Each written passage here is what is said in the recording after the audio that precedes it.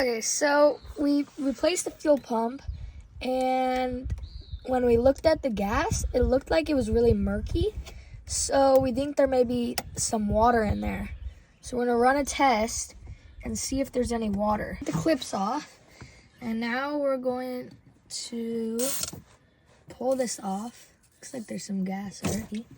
There we go. Have that in there. Let's put that glass down there.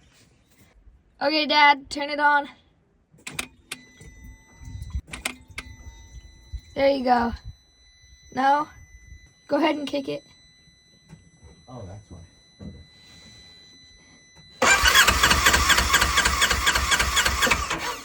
What did you? A little more.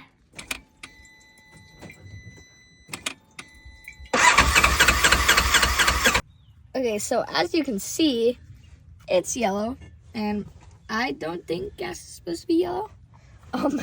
So this is a big problem.